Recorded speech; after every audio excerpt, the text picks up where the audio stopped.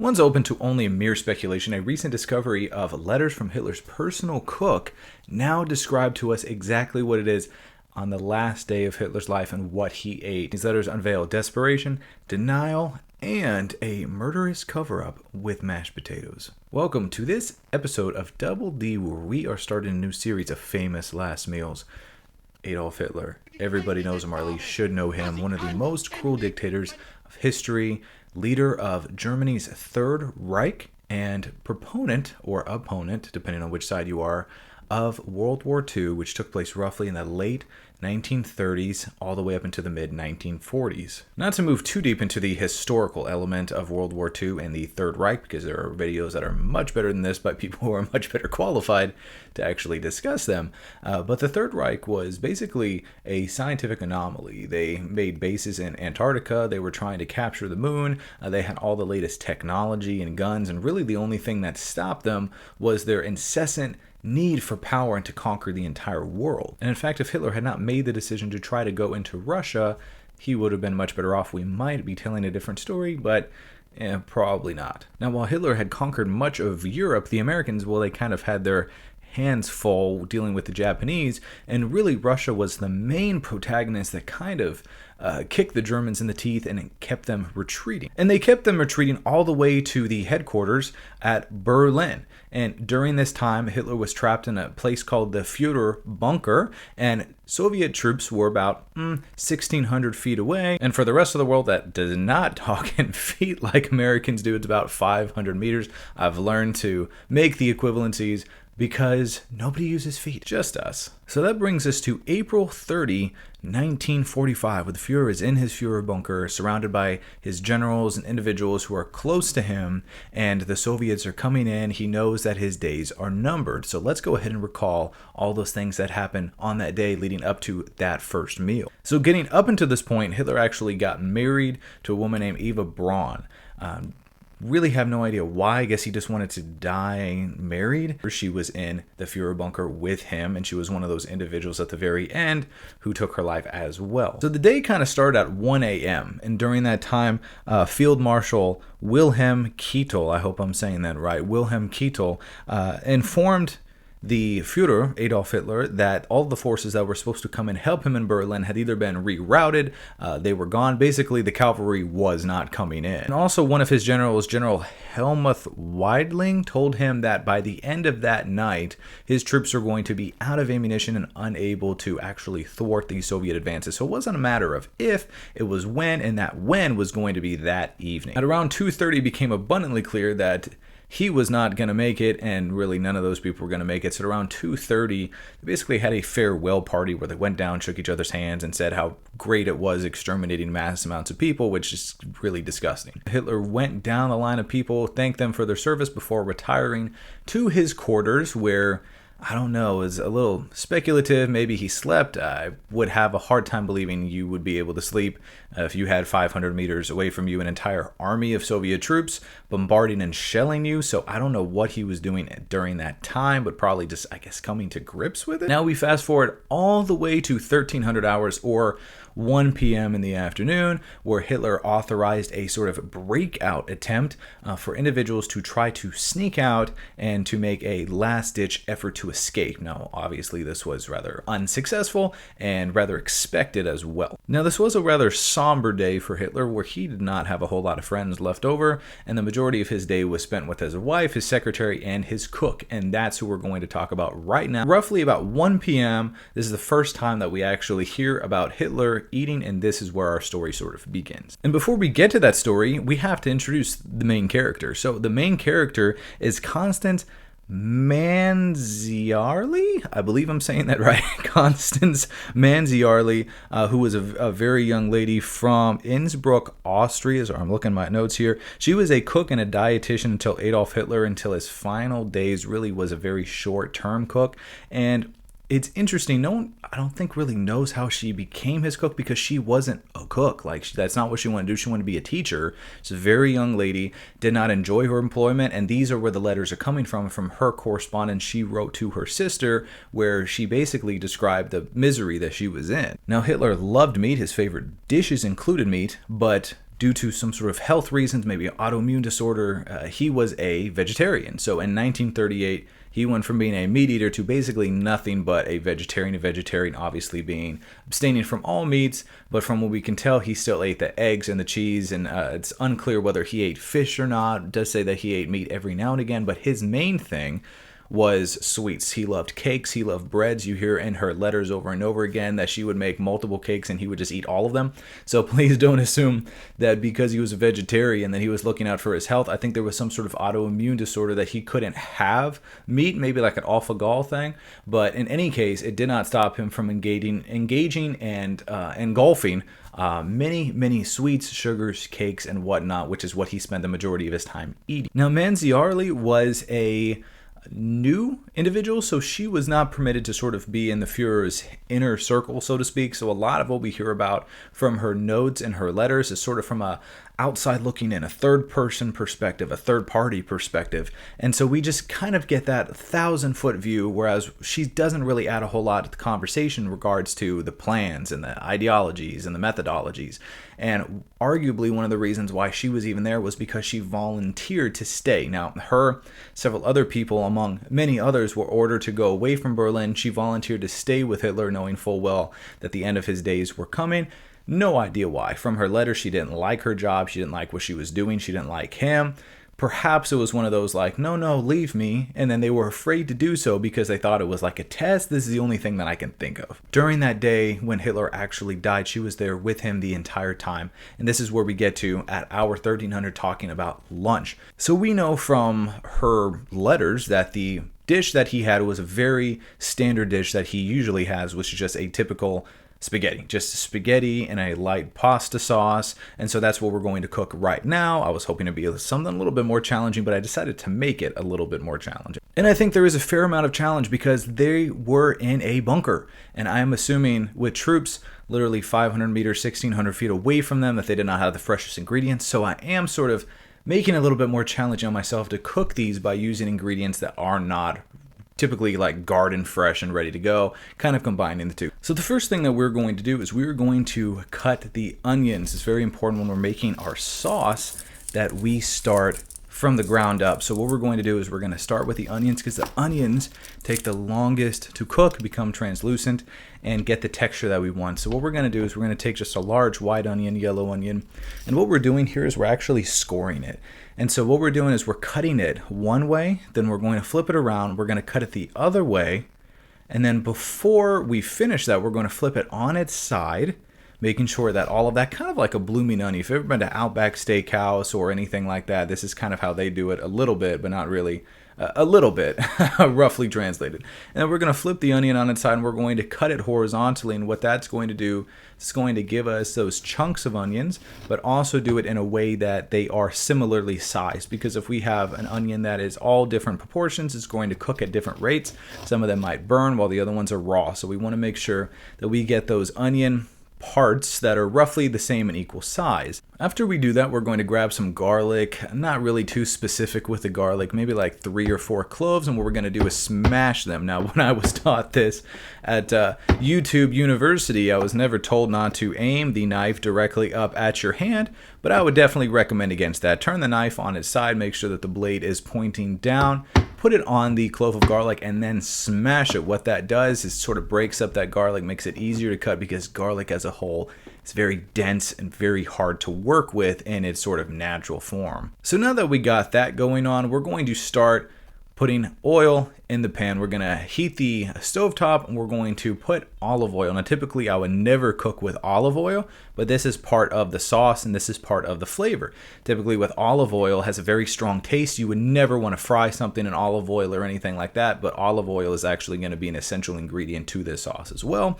So we're going to start with olive oil and bring it up just a little bit in the heat. Now once we do that, we're going to put in the onions first. We don't want to add the garlic right away because garlic is going to cook at a much faster pace, has a much lower burn rate. And so we're going to have the onions in there cooking way before we add anything else.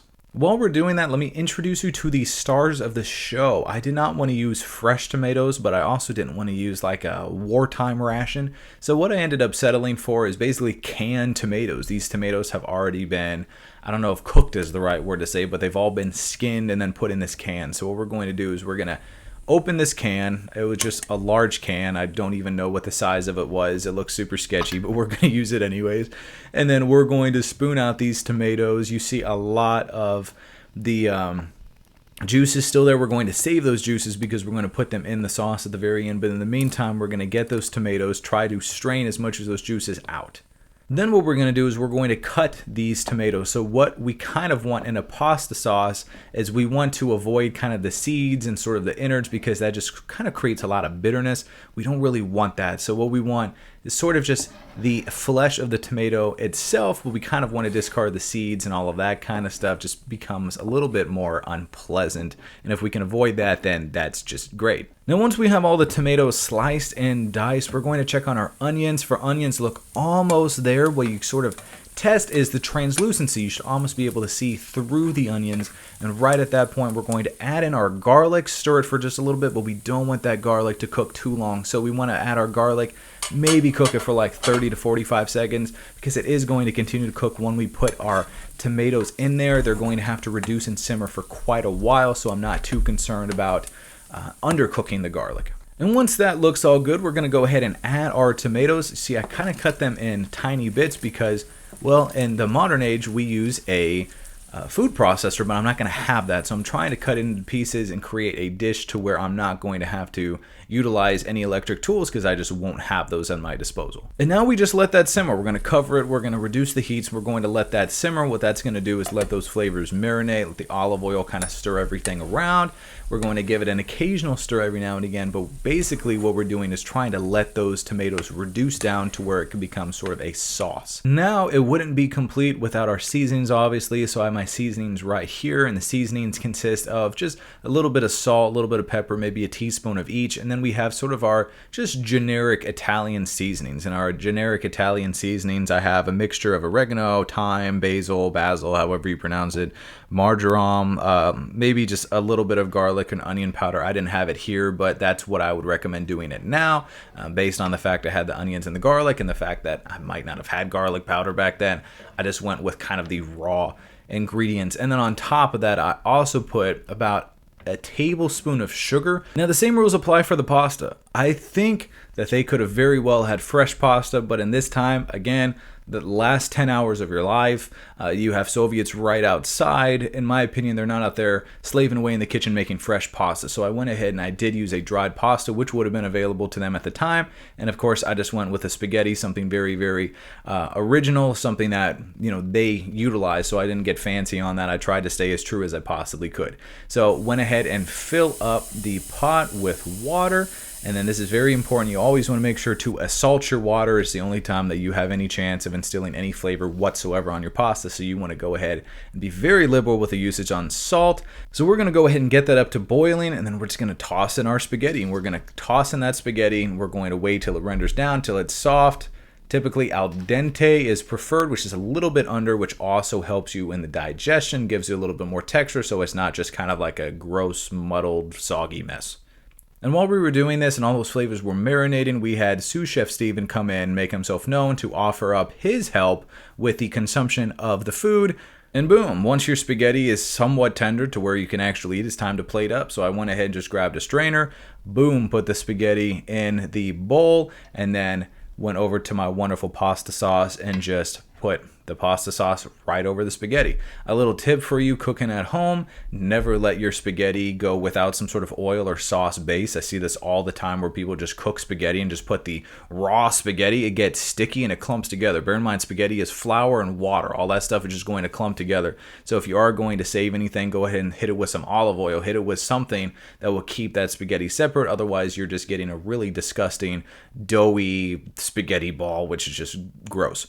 And there it is. You are done. This is the first meal, and it was actually quite pleasant. I mean, there's nothing that's really special about it. There was nothing that was really hard about it. It was just good food done right. Now, apparently this meal was just for the secretaries and the cook and Hitler and his wife. So, like, all the generals, I guess, were out there losing their minds, and Hitler was like, I want spaghetti. So apparently that's what they did. Now, around 2:30, Hitler and his wife went to the study, and this is presumably when they decided to end their lives. Of course, at that point in time, there was just a guard stationed outside, and nobody really knew what was going on. And in fact, nobody really knows when it happened. So the theory is that Hitler took a cyanide pill and then shot himself, and then Eva Braun, who was his wife, she also took a cyanide pill. There's a certain smell of almonds that cyanide gives off that apparently was present at that time.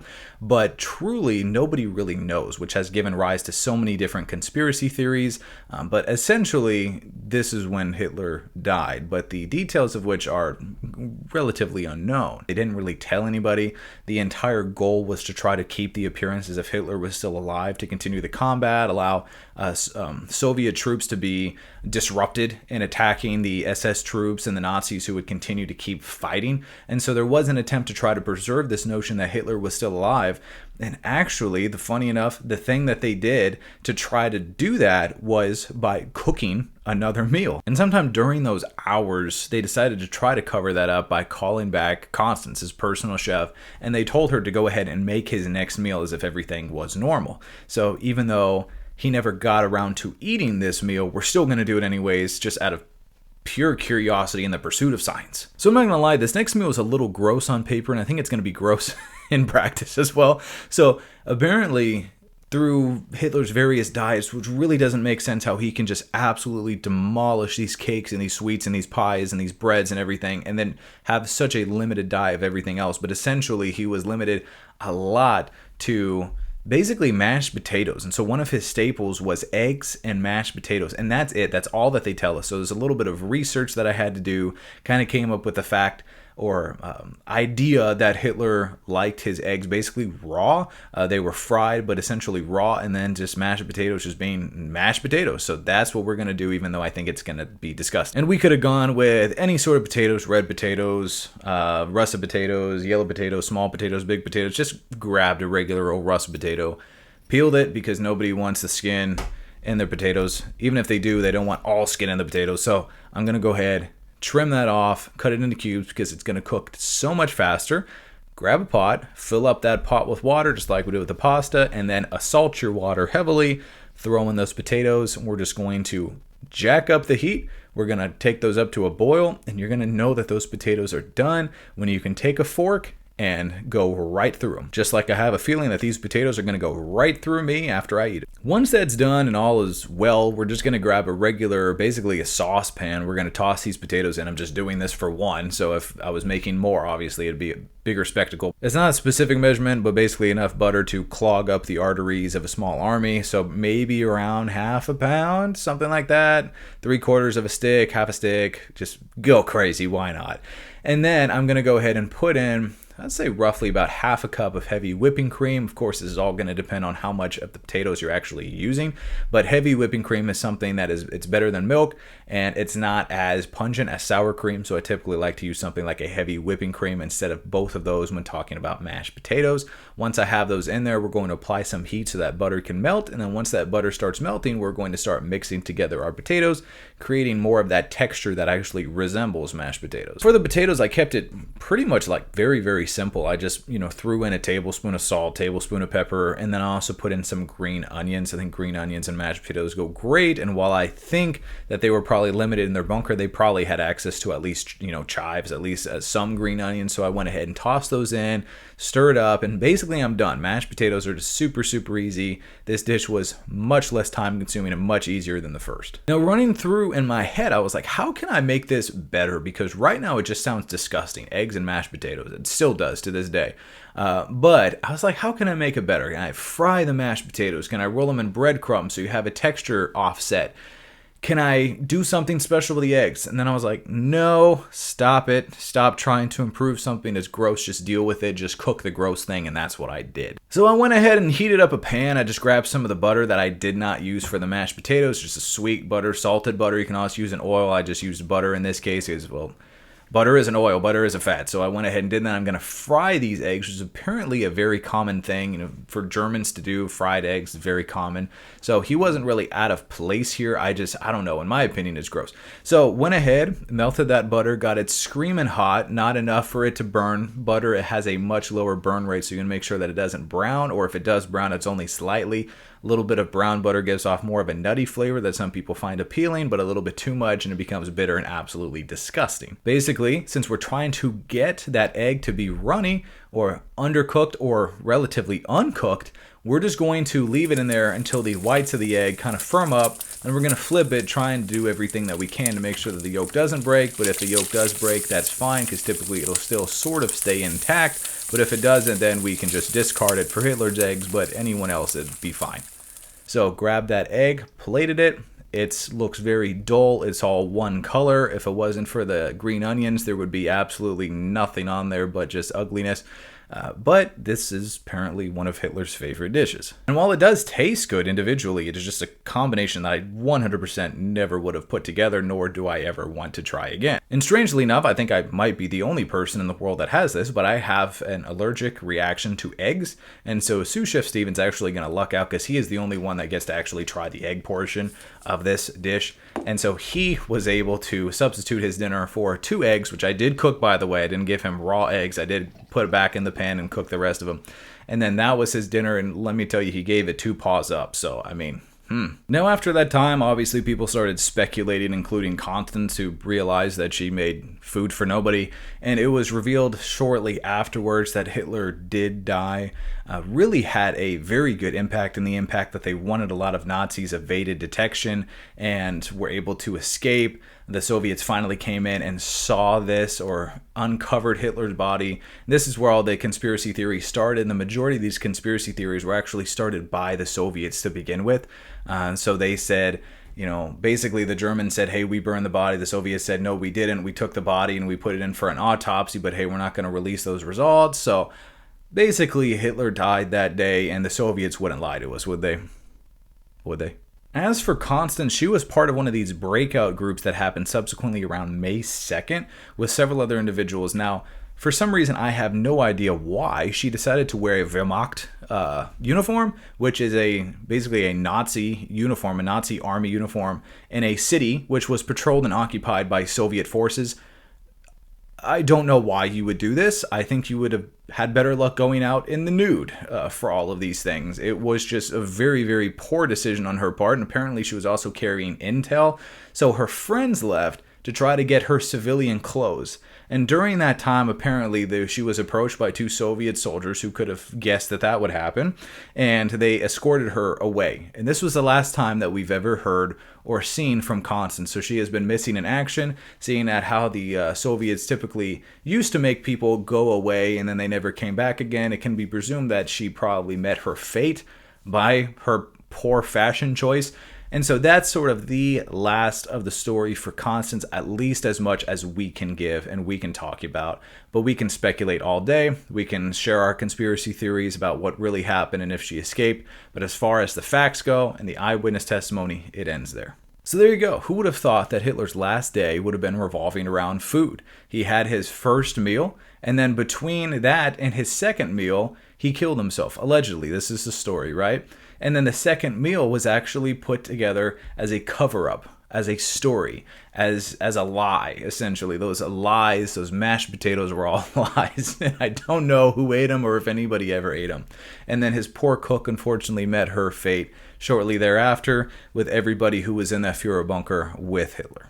Another example of how interesting food is and how food can help us tell stories and bring them to life that perhaps were never even considered or contextualized before. I hope you enjoyed this episode of Double D. Look forward to seeing you on the next episode. Also look forward to kicking off a series of famous last meals, because this was a lot of, I don't want to say fun, but it was very, very interesting. I really enjoyed doing it and putting it together. So look forward to seeing you next time. And until next time, be well.